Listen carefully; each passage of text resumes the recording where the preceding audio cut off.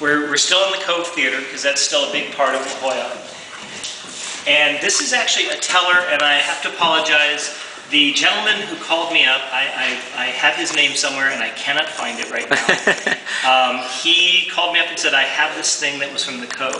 I got to back up so we can see this whole thing. That's really cool. He said it was used for promotions, and I didn't understand what he was talking about. He said to me, well, would you like to have it? And I said, sure, bring it down. And when he brought it to me, I had no clue what it was for, but there's no way that I could pass up taking it. So we had it, we've been storing it downstairs, and when we decided to do this, we were looking through our collection of photos, trying to find, various things. And I found these pictures of Spence Wilson, the babysitter of La Jolla. And he was the guy that actually owned the theater, is that correct? Yeah, he's everybody's best friend. He was actually in here yesterday telling me stories about J. Edgar Hoover coming to the movies. And so one of the questions, we knew that they had these bank nights, but we didn't know where they got the money for it. And so we thought, was it from merchants or the banks, or was it, where did the money come from? And Spence told me that it was from the ticket sales they did. They would raise the money, and this is either 1954 or 1964. I have two different dates on it. So I haven't figured out yet what year it is, but even still, for either of those years, that is a lot of money, which is why that woman is really smiling. So what did they do with the money? They gave it to charity, or they used it for community stuff? No, you would sign up, right? And you would put your slip in there, and they would have a drawing every Tuesday or Thursday night, or every Thursday, and then they would award money to people who won the raffle. Wow, that's a big raffle. And the funny thing is, Spence mentioned that they stopped doing this when the IRS came to them and said, that's not exactly right, you can't do that, so they had to close it down, which is how he started talking about J. Edgar Hoover. He said, well, for years, J. Edgar Hoover was coming here, and he never said anything about it. So J. Edgar Hoover was like a regular moviegoer over there, too? And, yeah. Oh, wow. Yeah, he would stay at Casa de Mañana or the Hotel del Charro. He liked to stay at Casa de Mañana a lot, and he would stay here, and his agents would... Yeah, Spence said he had a whole system where they would walk up, and they would recognize Spence, and so Spence would kind of like let them in right as the movie was starting. They would sit in the back row. He would keep the back row open for them, so they would sit there, watch the movie, and watch everybody else, and then before the movie would end, they would get up and just walk out again. So, wow, that's... he knew them really well. He said they were good people. Here. Yeah. I asked him what kind of movies he liked. He says, I don't remember. He just liked movies. They made so many good movies back then, you probably couldn't be unhappy, Right.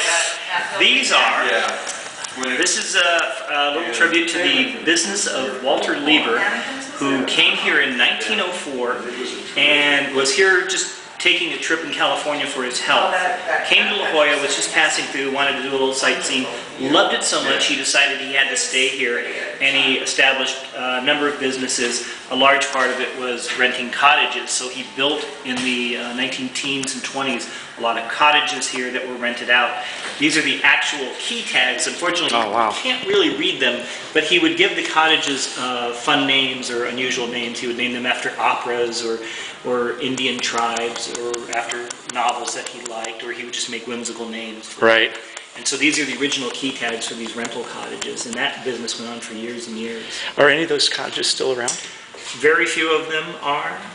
We had a gentleman come in yesterday who's researching his house that we were trying to find out if that was one of the cottages that was in this rental business. It's right on the coast there. Right. A lot of them have been knocked down, or they've been moved or converted to other, made room for bank buildings and things like that. A lot of these were on Prospect, so now you look at Prospect and you realize that they're mostly gone. That's really cool. What year was that ballpark when they started? He started in the 19-teens, and this is in the 20s is when he was really big on that. But he lived until I want to say the 40s or 50s. Wow. And he had a number of businesses, but real estate was a large part of it. Mm-hmm.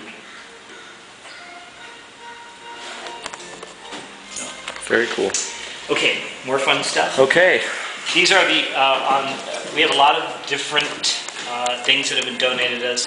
These are the hotel registers. This is the hotel register for the Little Cafe, which is right down here, or Little Hotel, which is right down here on Jenner. It's now part of the Colonial. But for years it was a small hotel. And this is the hotel register for that. We also have the hotel register, we have several of these registers for the Hotel Cabrillo, which is located, it used to be an independent hotel, but it's now part of La Valencia. If you look at La Valencia on the left-hand side, that square building used to be the Hotel Cabrillo. Now, according to La Valencia's website, we have in our possession the hotel register that Woodrow, I can't say that anymore. Woodrow? Woodrow Wilson signed and stayed here, but I have not found it yet. But I'm going through it, and we have a couple of different registers from them. This is from 1909 to 1914, I believe. So somebody tells me they have found the daughter-in-law of Ulysses S. Grant stayed here. Wow. It is interesting to see a lot of people come from LA, a lot of people come from Colorado, but then people from around the world have stayed here. And it's nice to see Denver and wow, even Fort Wayne, Indiana. And you just think, how'd they get here? And what's the approximate date of the register? This one is 1909 to 1914. Wow. And we have a couple that are earlier and a couple that are later. When did they first bring the railroads into La Jolla, or the rail line? Railroads would be, you'd probably want to talk to George Silvani. He's our expert on that. I believe they were in the 1910s. They actually started building railroads up here. And they were here even after the 20s. I think they were up in here up until the 30s or 40s maybe. And is this the edge of the La Valencia here? Is that kind of where that... This is, I think the La Valencia is over on that side, still, right? Yeah, and this is when it was still independent. Yeah, and you can tell by those cars that that's probably late 1920s or well, actually, this is according to the 1915. 1935. Oh, 35. Information on the photos sometimes. And this was built in 1908. We have another photo of it where there's a train sitting in front of it. It was a gas-powered train, and this was where it kind of made the loop back down into San Diego. Yeah, and you can see the Cabrillo sign right there on the front of the building. Yeah. Wow, that's really something with those all those signatures and all that. That's those are and does have value for not just for the fact that they're kind of cool to look at, but you can actually use it to trace when people came here and find different things out about people. Right. We kind of skipped over things, but this is, there was a shop for years and years called the Little Folks Shop that specialized in children's clothing. This exhibit was put together by Teresa Whitcomb, whose mother owned the Little Folks Shop. This longtime La Jollans, we had a gentleman in here earlier, said he had 6 daughters, so he knew this shop really well. Right. And it operated, I think she operated it from the late 40s up until the 70s. And before that it had another owner.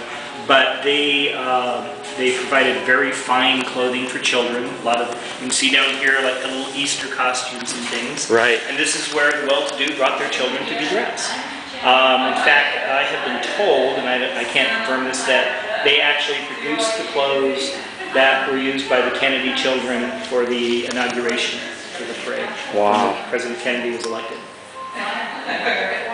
And we've had a lot of people who've come in here and just oohed and awed over it because they remember these dresses and these clothes. And that was the cutting edge style at the time. I mean, that was it. In fact, the photo's not up here, but they were very cutting edge. In the 1960s, there is a little jumpsuit that they're selling for children that is made to look like a spacesuit. It's a little one thing with a little hoodie, and it's all silver lame. Right. It looks like they're for outer space.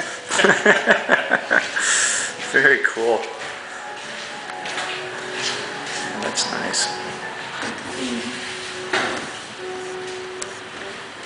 And Terry Whitcomb actually taught for years and years, well, for I think 13 years at USD. She taught design exhibits, creating exhibits, and she came in here and has been teaching me. This is the first time I've ever had to do something like this. I've been trained to be an archivist, a curator. They told me, okay, you're going to be an archivist curator. Okay, great. And I only heard the archivist part. and one of the things that Terry kept saying when she came in to show me how to design things and how to think about things, she said, don't think like a carpenter, think like a designer. And I thought, well, I guess I really do think like a carpenter because I want to make things and, hang things, but I don't think about, I had a hard time coming to grips with how I'm supposed to make it as a display. Right.